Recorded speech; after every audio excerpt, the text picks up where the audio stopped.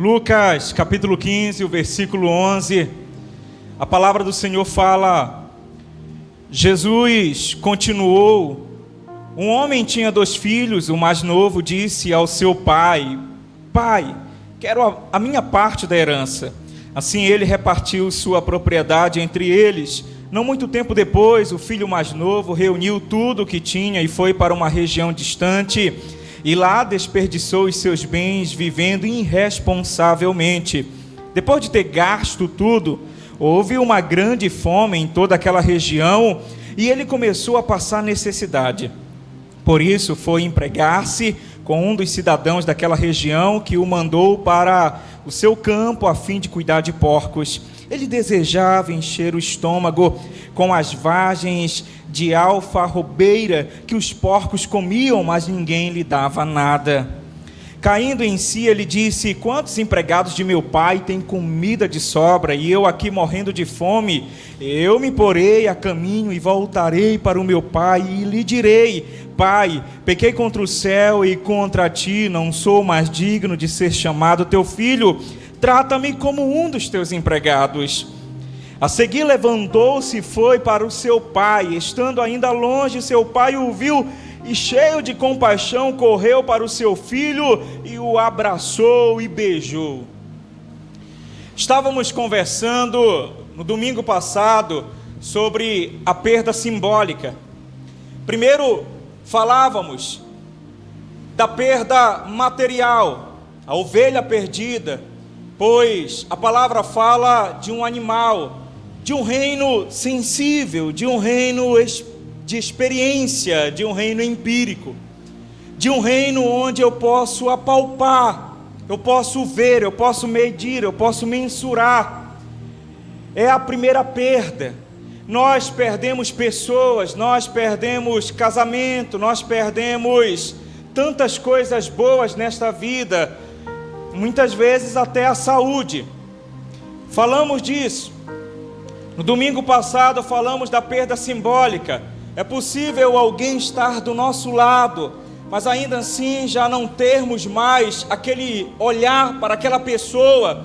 É possível, como eu citei como exemplo, uma esposa está junto com o marido, apesar de há 10 anos atrás olhar para este homem e dizer: este que é o amor da minha vida, mas existe uma perda simbólica, uma perda interna, a qual a esposa olha para o marido e diz: já não tenho mais amor por ele, ele não é o amor da minha vida mais. E logo ela perde aquela representação, aquele símbolo valorativo que tinha em relação ao marido.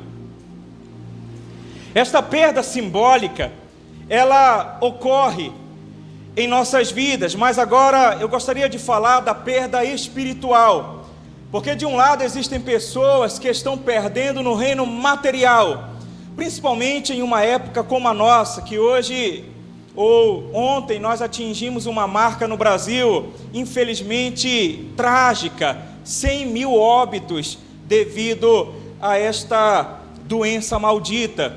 Muitas pessoas, muitas famílias tiveram perdas no reino material. É possível também que muitas pessoas estão perdendo no reino simbólico, pois as taxas de divórcio aumentaram. Sabe, aquele casamento que estava indo bem, aquele casamento que tinha planos e projetos e de repente aconteceu um contexto tão estressante, um contexto que trouxe para este casamento um peso, e a perda simbólica ocorreu, e agora a mulher diz: eu quero me divorciar, ou o homem diz: eu quero me divorciar. Mas eu gostaria de falar hoje da perda espiritual. Primeiro, que sabemos que herança, ela não é dividida enquanto o pai está vivo. E o que nos espanta é que este homem, este pai, ele entregou a herança para o seu filho.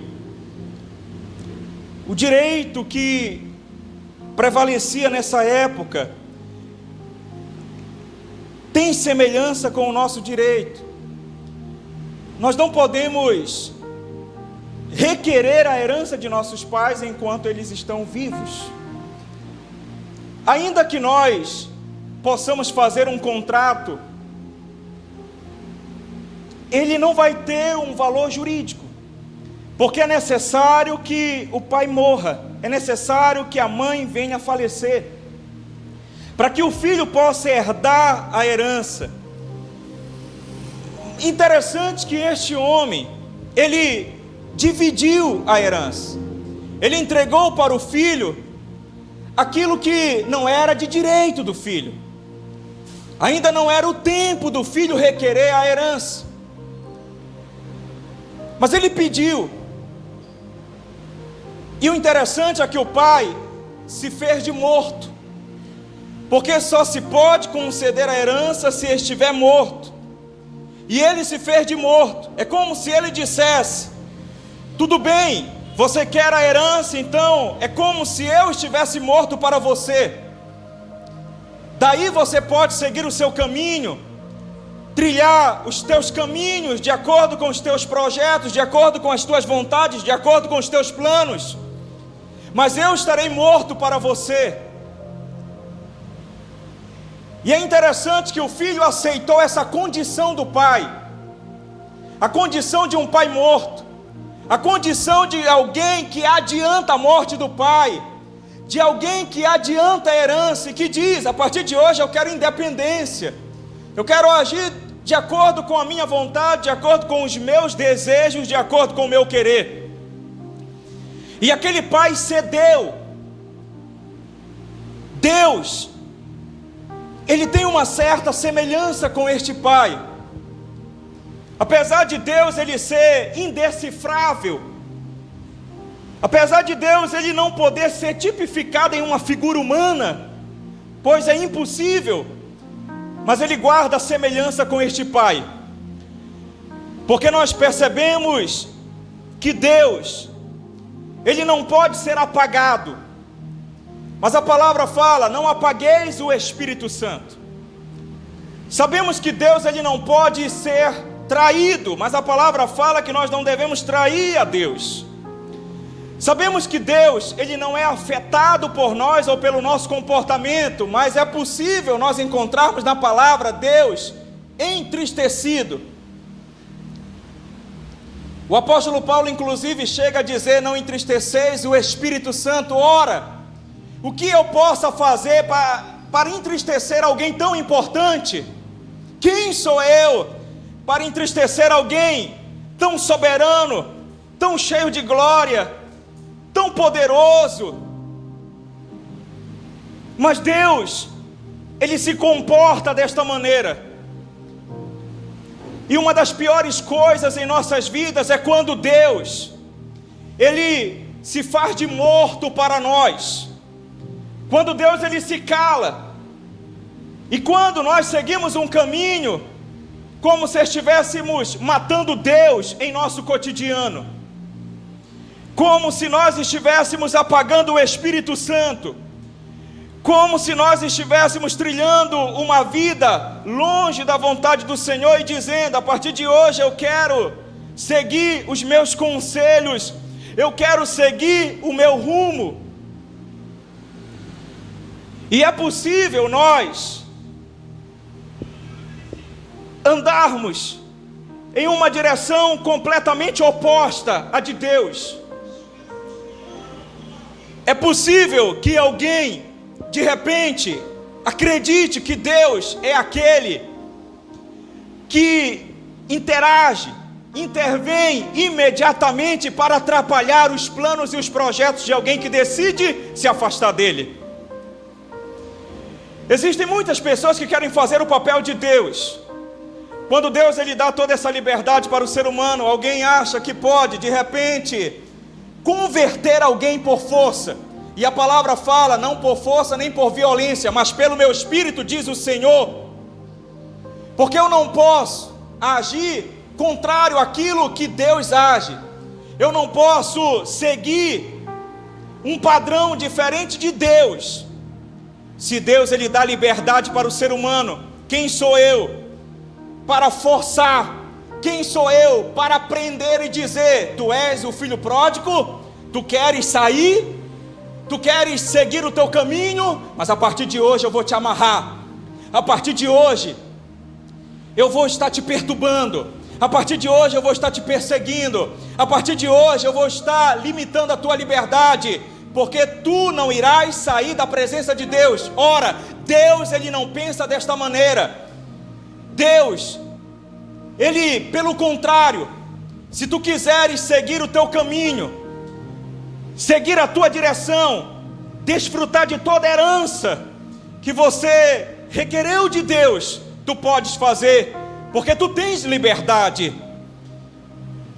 Mas uma das piores coisas que pode nos ocorrer é quando Deus, Ele se torna morto para nós. Deus, Ele se torna alguém que já não nos chama atenção, que já não nos castiga, já não envia um raio para nos afastar do mal, não nos atrai com cordas humanas e cordas de amor. Uma das piores coisas é quando Deus decide viver como morto para nós, e que a maldade impera, tudo ocorre, o mundo desmorona e Deus está calado. Deus não age, Deus não reage. E o que nós gostaríamos é que Deus, Ele pudesse ficar contemplando aquilo que nós estamos fazendo para intervir, reagir e nos impedir de cairmos em um abismo. Mas quando decidimos de uma forma deliberada e dizemos: Deus, eu quero seguir o meu caminho, não espere que um raio vá partir a sua cabeça. Não espere que Deus vai colocar uma cerca, uma muralha, um muro para te impedir. Davi, ele provou isso. Inclusive ele percebeu o silêncio de Deus. Se nós formos ler o Salmo 51, percebemos Davi clamando, dizendo: Deus, não retire de mim o teu espírito. É como se Deus estivesse em silêncio para Davi. Por que Deus não interviu enquanto Davi estava para pecar? Porque Deus não enviou alguém para chamar Davi e dizer: não caia na sedução de Batseba. Porque Deus não colocou um obstáculo para que Davi não pudesse ter uma vida trágica, porque depois daquele pecado, diz a palavra que o castigo de Deus, a vingança de Deus veio sobre a casa de Davi. Mas por que naquele momento Deus não impediu Davi? Davi pecou deliberadamente, não foi por acidente, ele decidiu. E é interessante que Deus só veio corrigir Davi depois de 1 ano, no mínimo, porque Deus não impediu Abraão de ceder ao conselho de Sara, que dizia: se deite com Agar. Porque Deus não impediu Moisés de ferir aquela rocha. Porque Deus não impediu Sansão de deitar-se com Dalila. Porque Deus não impediu Jefté de cometer o erro de sacrificar a filha. Porque Deus não impediu essas pessoas de agirem. Ora, Deus, Ele não te trata como se fosse um robô. Nós temos as nossas escolhas. E uma das coisas mais espantosas é quando Deus se cala. É quando Deus diz: se tu queres a tua herança, se tu queres viver a tua vida de acordo com a tua vontade, de acordo com o teu querer, tu estás livre.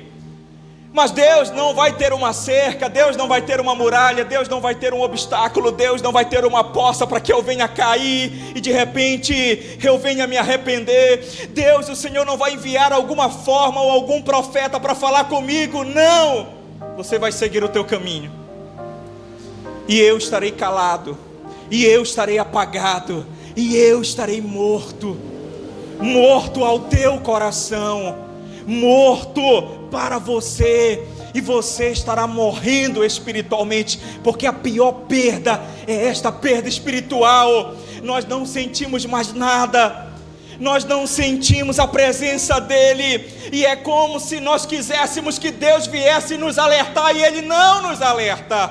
É como se quiséssemos que Deus viesse de alguma forma chamar a nossa atenção, e ele se torna indiferente. Deus, ele morre como pai. Uma das piores coisas é um pai indiferente. É um pai que vira as costas. É um pai que morre para o filho simbolicamente.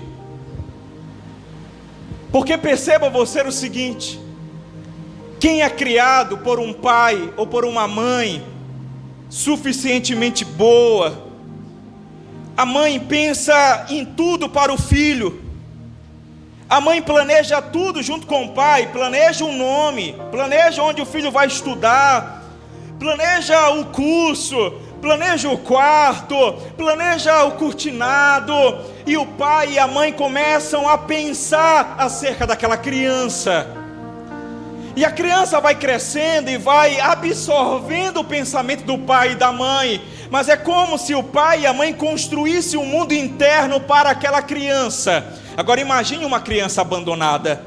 Ela não tem um pai, ela não tem uma mãe que pense por ela e que construa um mundo interno para ela, e por isso que existem muitas pessoas com transtornos.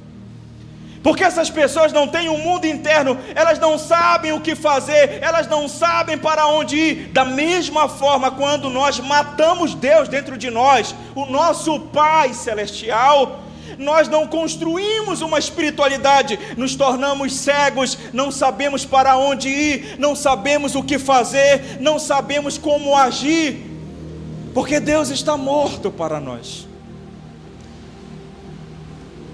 E a nossa fé se torna hipócrita, porque de um lado, nos tornamos seres estéticos, seres que buscam prazer.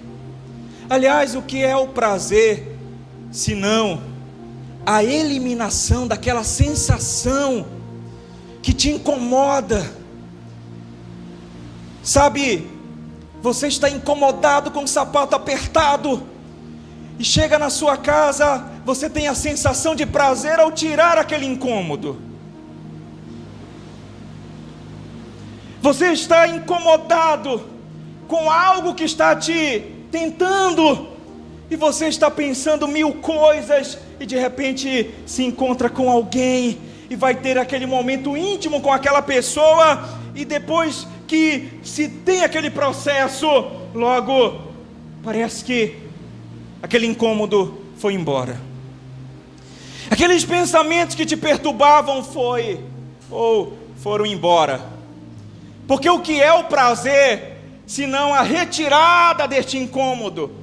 E quando nós vivemos uma vida angustiada, cheia de incômodo, nós procuramos alguma coisa para nos aliviar, para ter prazer, porque o prazer tira o nosso incômodo. E aí nós estamos angustiados, estamos ansiosos, estamos vivendo um mundo interno bagunçado, uma falta de espiritualidade, vamos para a comida, porque a comida, naquele momento que estamos colocando na boca, vai tirando aquele incômodo que não está no físico, está na alma, está na mente. Da mesma forma, aquela pessoa que namora com um, namora com outro, tem relacionamento com um, tem relacionamento com outro, e todos os dias ela procura um relacionamento íntimo, porque ela tem uma dor incurável, ela não consegue viver uma vida de paz, e logo ela procura em amantes, a solução para aquela dor. E no momento que ela tem o prazer é a retirada do incômodo por um instante. Depois de alguns minutos, volta novamente a dor, e ela precisa de novos prazeres, de novos amantes. Foi o que aconteceu com este rapaz. Perdeu o pai, perdeu a sua estrutura interior. Quem ele era? Para onde ir? Ele tinha herança. Nós temos muitas coisas. Para onde nós vamos? O que nós vamos fazer? Qual é o nosso propósito? Qual é a nossa direção? qual é a nossa ética, a nossa moral, o que fazer desta vida. E de repente, a dor, a angústia toma conta do nosso interior. O que nós vamos fazer? Precisamos nos tornar homens estéticos, buscar prazeres na carne, para aliviar essa tensão, para aliviar essa angústia, para aliviar esse questionamento. E fazemos como este rapaz, gastou todo o dinheiro em prostituição, com amizades, mas a dor continuou. Aliás, piorou. O sofrimento foi um buraco maior, um abismo que chama outro abismo. E como diz o filósofo, nós olhamos tanto para o abismo, que uma hora o abismo olha para nós, e somos entrelaçados, somos capturados por aquele abismo, e já não sabemos mais quem somos. Vivemos uma vida tão angustiada, vivemos uma vida tão sofrida na alma, que sorrimos por fora, mas por dentro estamos desmoronando. E este rapaz, ele buscou aquilo que restava. Porque por um lado, Deus ele se faz de morto. Por um lado, Deus se cala.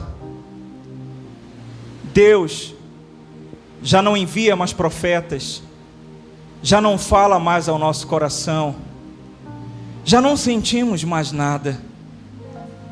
Parece que estamos cegos, tudo está desmoronando. Mas existe uma pequena chama em nossos corações. É por isso que o Senhor Jesus Cristo falou: eu não apago a chama que fumega. A pequena chama que faz você lembrar da presença de Deus. A pequena chama que fez aquele rapaz olhar e dizer: o que eu estou fazendo? Porque por um lado ele gastou tudo, e agora ele foi procurar o emprego para ser pastor de porcos. Lembra quando eu falei que perdemos muitas coisas em nossas vidas, e principalmente coisas que nos abençoam?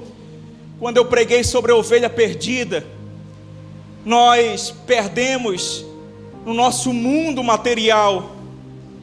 Mas é interessante que este rapaz, ele perdeu todos os seus bens e logo ele foi pastorear porcos.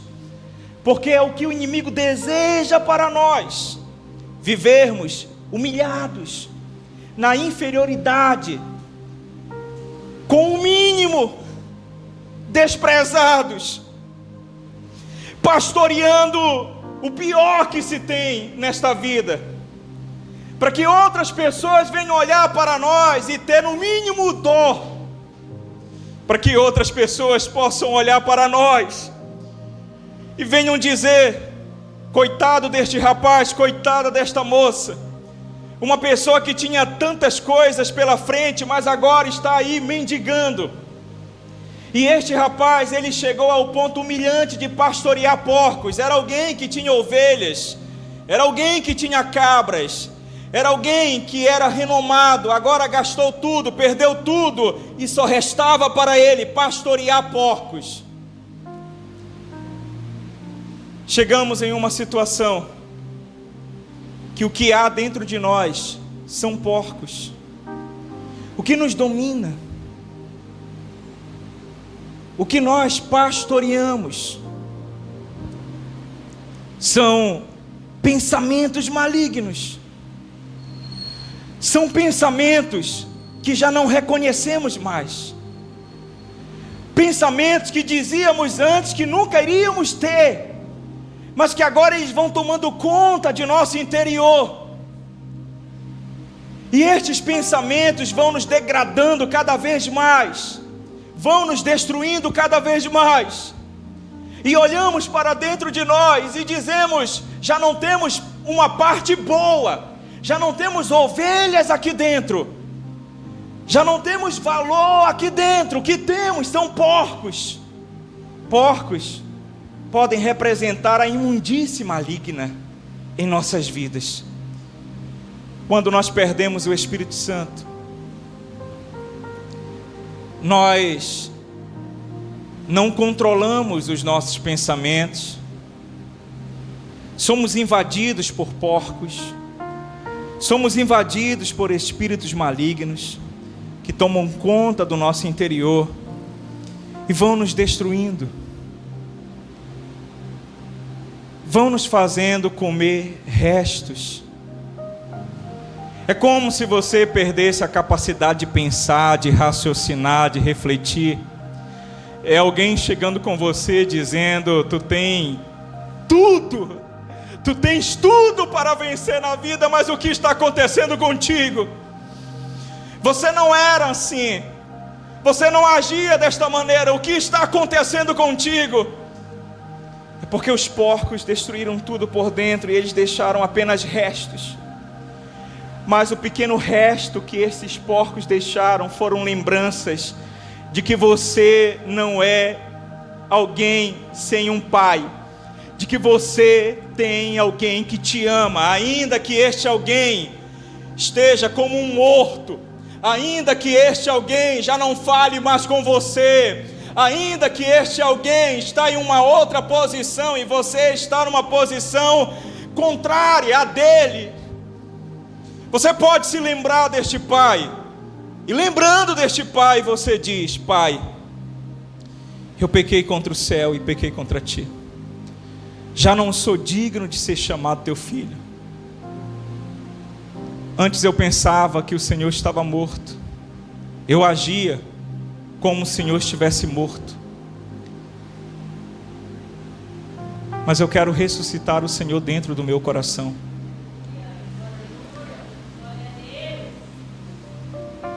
Jesus, ele estava morto para muitos. A crucificação foi um evento público, todos viram. Agora, a ressurreição somente alguns viram. A ressurreição foi um evento para poucos. Inclusive os sacerdotes, os escribas, os fariseus disseram para os guardas: tomem este dinheiro para anunciar a todos que ele não ressuscitou, que ele foi roubado pelos discípulos. E muitos não acreditaram que Jesus ressuscitou, porque para muitos Jesus estava morto, e para muitos de nós Jesus está morto. O Pai está morto. Ele não afeta o nosso coração, ele não afeta o nosso cotidiano, ele não afeta as nossas decisões, ele não afeta a nossa forma de viver, ele não afeta a nossa estrutura. Nós temos a herança que veio dele, nós temos o ar que nós respiramos, nós temos a saúde que veio dele, nós temos a terra que veio dele, nós temos a natureza que veio dele, nós temos os órgãos que veio dele, nós temos tudo que veio dele, mas ele não está mais dentro de nós, porque agimos como Deus estivesse morto. Temos a herança, mas cadê o Pai? Quando Adão decidiu comer do fruto proibido, é como se ele dissesse que Deus morra e que eu venha ter a herança. Sabe aquela moça que matou o pai porque ela queria desfrutar da herança? Esta moça, ela pode ser uma representação de Adão e a nossa representação. Quando nós matamos o Pai Celestial, porque nós queremos desfrutar a herança, é como se nós disséssemos: Deus, fique lá, e eu quero viver sozinho, eu quero viver da minha maneira, eu não quero que o Senhor venha me atrapalhar, se cale, fique na sua, eu quero desfrutar a minha vida, eu quero seguir o meu caminho. Deus, eu te mato porque eu quero a minha herança. Praticamente, Adão comendo do fruto proibido, é como se ele dissesse que o Senhor morra e que eu viva. Mas na verdade Deus continua vivo e Adão morreu, e todos nós morremos em Adão. Porque no fundo nós somos uma sociedade que Deus está em nossas lembranças, em nossos discursos, mas Deus não está em nós, em nossas vidas, porque preferimos um Deus morto, um Deus que se cala e a maldade impera,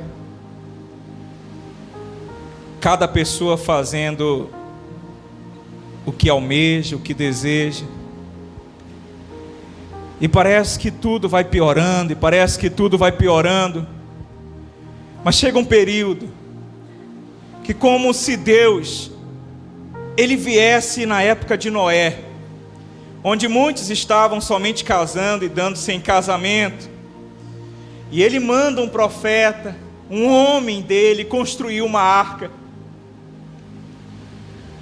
para que ele pudesse salvar poucos que não estavam contaminados, poucos que ainda buscavam a presença dele.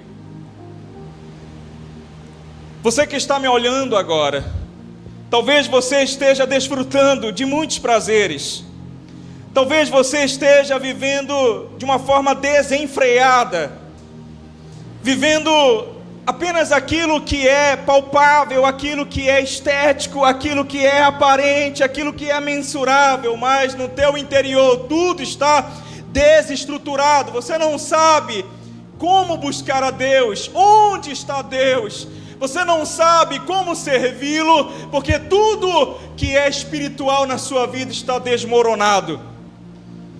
Mas neste momento Deus está olhando para você,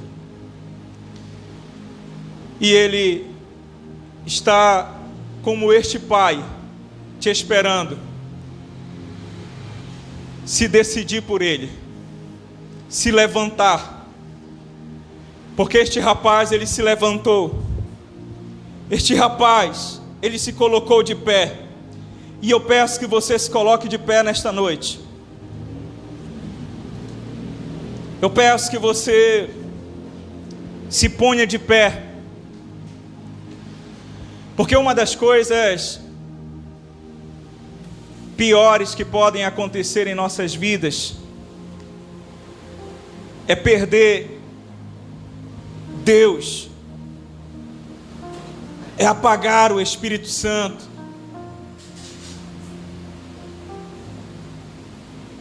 é dizer: eu quero a tua herança.